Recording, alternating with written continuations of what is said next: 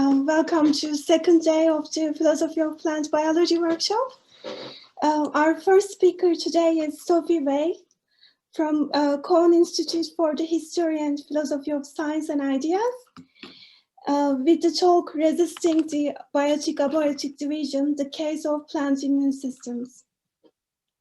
Okay, thank you very much for the introduction. I'll just share my screen real quick. Do you see the presentation? Yeah. Awesome. Okay.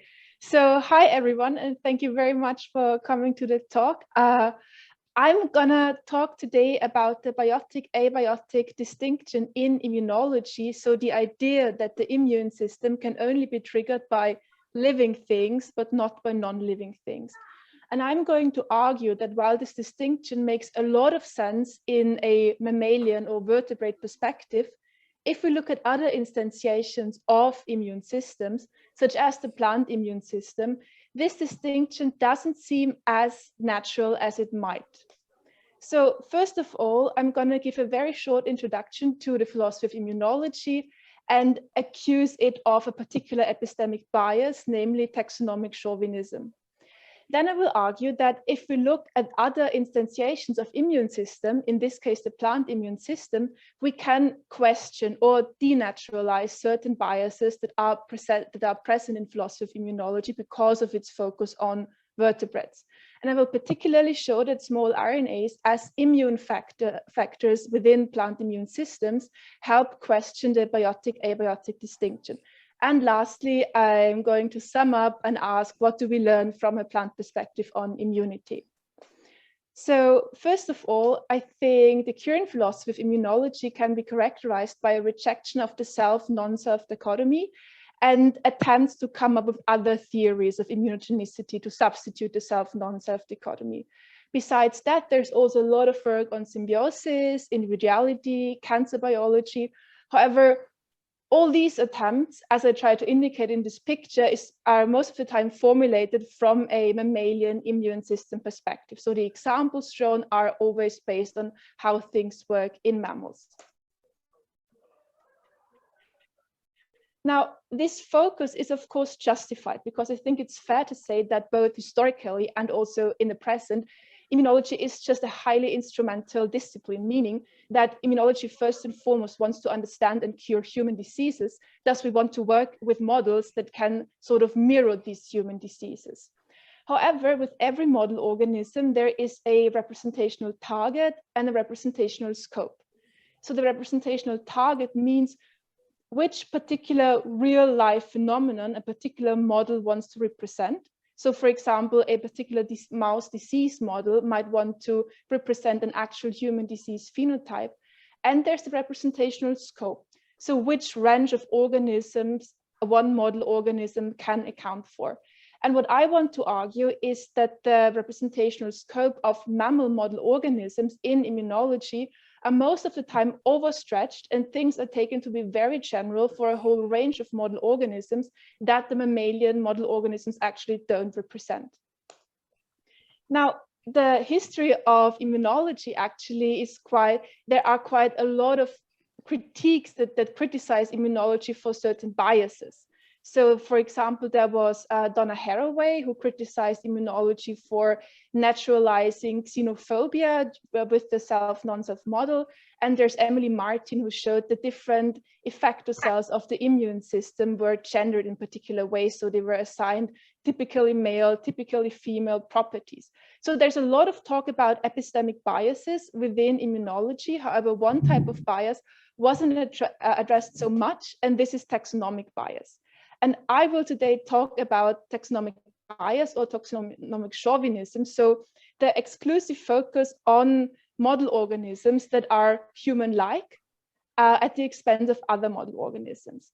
And now, while of course there are a lot of practical reasons why we focus on mammalian models, because of course there's nothing wrong with wanting to understand human diseases, there are epistemic consequences of this focus that are not a priori justified just because we're interested in human diseases.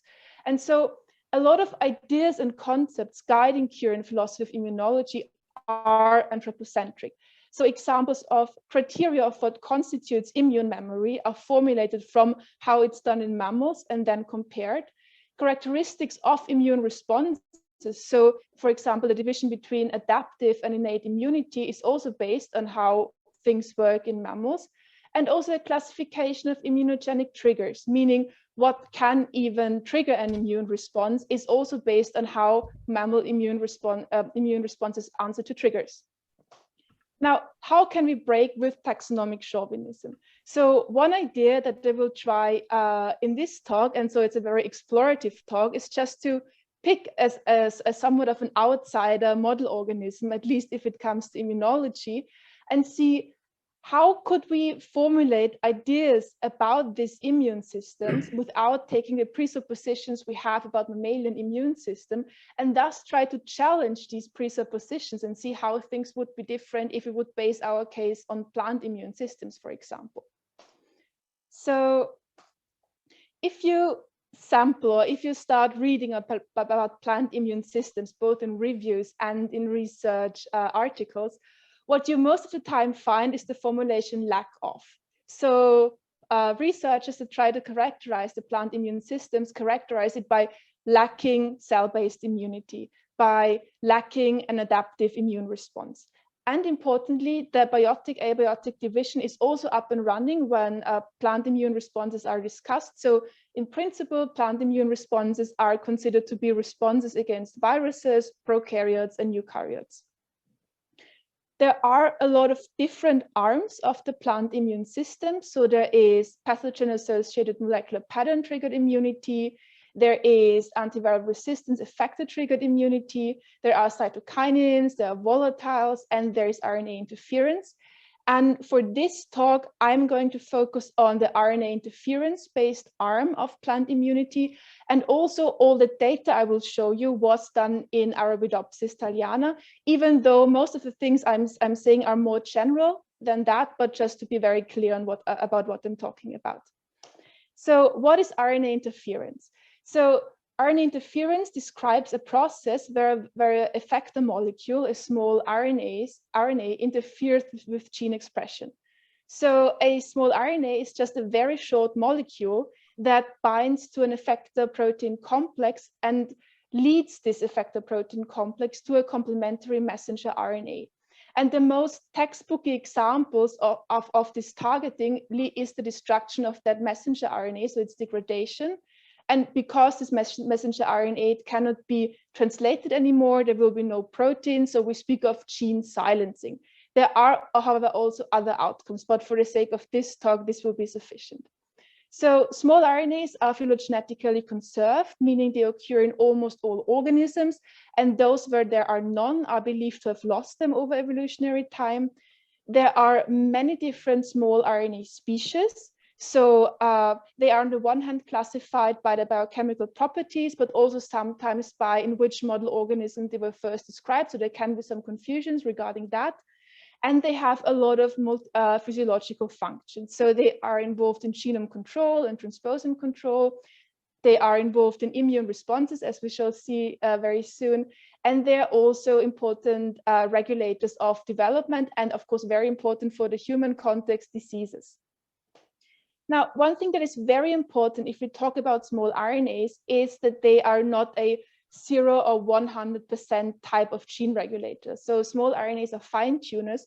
And for example, a very strong silencing by a small RNA would be, for example, a 60% reduction of gene expression. So that's always important to keep in mind that small RNAs are fine tuners.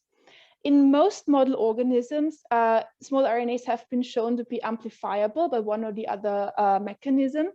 They are responsive to a multitude of different triggers. And of course, they're also responsive to both biotic and abiotic triggers. And there's also one other cool thing about small RNAs. So in many different model organisms, they have been shown to persist transgenerationally, but this is also the most contentious thing about them. And what is not usual for me, I only have one slide about small RNA inheritance, but I wanted to hint at it because it's also very interesting from an immunological perspective. So what some people have claimed for plant model organisms and what others have contested would be something like this in the picture. So there might be some exterior trigger, say a virus attacks or it gets very hot, which leads to a particular small RNA response. And through a process that's called Rna-Dependent Dna Methylation, that, mind you, is specific to plant model organisms, this can also use to some chromatin changes. And either by the inheritance of these chromatin changes or by the inheritance of small RNAs directly, the jury is also out on that, this particular response could, in principle, persist transgenerationally. So this would also, in principle, would be very interesting if we could talk then about adaptive immunity over generations. However, this is very contentious, and that's the only thing I'm going to say about it in this talk. Now, why consider small RNAs as immune effectors at all? So on the one hand, they are considered immune effectors, particularly in plant and invertebrate contexts. They are also somewhat of immune effectors in mammalian or vertebrate species. However, because there are so many other immune effectors, they are super small and their responses are not very fast. So they don't have a central stage in vertebrate immune systems. Now, small RNAs, as I said, are responsive to stressors and particularly pathogens. They provide specific responses with regards to stresses, and specificity is always important if we talk about immunology. They interact systemically with other immune effectors, so also from a networks perspective, they are part of the immune system. And for some stresses, they have been shown to persist and thus instantiate something such as immune memory. Now, small RNAs launch responses specific to biotic and abiotic stimuli, amongst them fungi, viruses, bacteria, heat stress, cold stress, salinity, and drought. And there are in principle two ways of the mode of action. So one is direct and complementarity based. For instance, they can complementary bind a viral RNA, or they introduce other specific gene regulatory changes. Because as you might imagine, it would be very complicated to bind, say, heat complementarily. But importantly, this is not a biotic-abiotic distinction, because also responses to bacteria or fungi are not through complementary binding, but through these gene regulatory changes. So to show you some instances, so here we have the case of bacteria and viruses. So for bacteria, we have a lot of different gene regulatory cascades involving different microRNAs. For the virus case, we have both. We have the gene regulatory cascades, and we have the direct synthesis of complementary binding, virus binding small RNAs. This also, similar things happen for infections with helminths or fungi. And of course, also for abiotic triggers, we have the same type of gene regulatory changes that in the end lead also to changes in plant morphology, which is then, of course, believed to increase plant resistance against that very stimulus.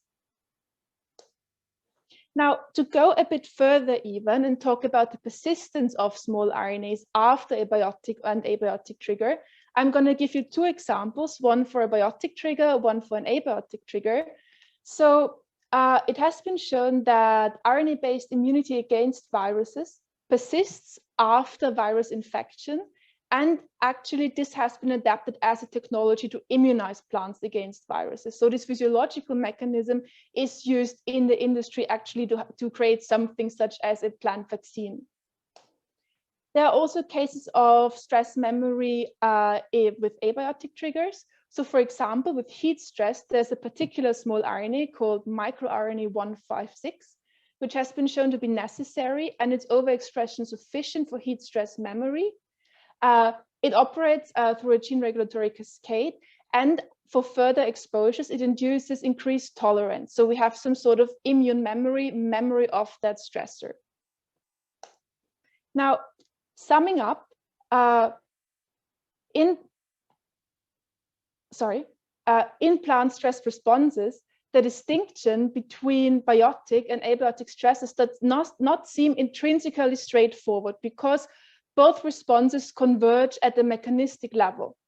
Now, if small RNAs are considered immune effectors, why do we differentiate then between those small RNAs that respond to biotic trigger and those that respond to abiotic triggers if they converge at this mechanistic level? Also, small RNAs are not the only immune effectors in plants. It also have roles in abiotic stress responses. So I think from the plant perspective, it is not straightforward to not consider abiotic triggers as immunogenic. And I think the reason why they're not considered immunogenic is because we base our views on immunology on a vertebrate perspective.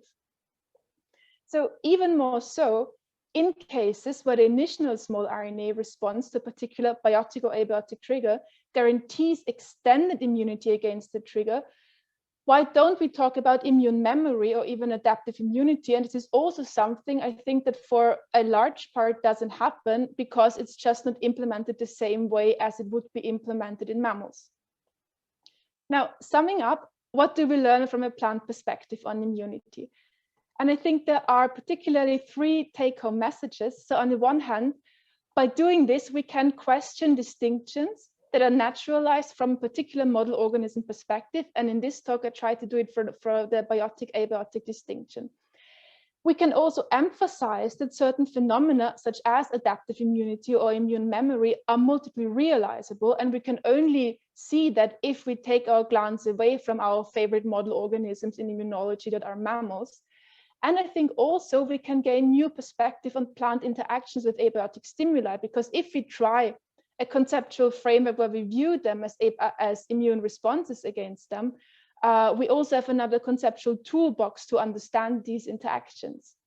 So thank you very much for your attention, and I'm excited for the questions.